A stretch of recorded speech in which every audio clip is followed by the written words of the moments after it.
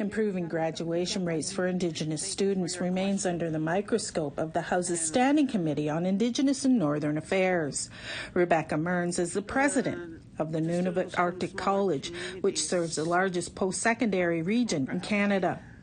One of its longest-running courses offered is the Teacher's Education Program.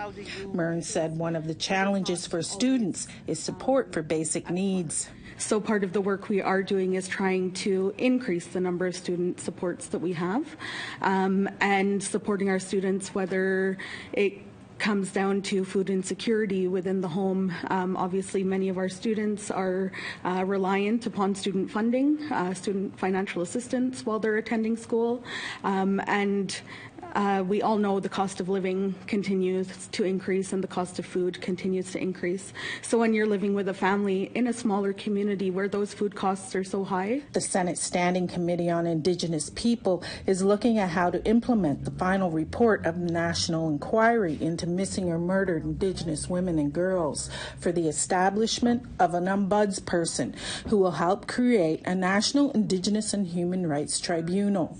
Ham Rick of the Women's Legal Education and Action Fund said hiring an ombudsperson is a critical recommendation from the report. I think it is embarrassing that we are approaching the 4-year anniversary of the release of the report from the inquiry, and that we're certainly grateful this committee is bringing attention to this issue and studying this issue, but it is yet another recommendation and yet another report that has been commissioned that has not been acted upon. Annette Francis, APTN National News, Ottawa.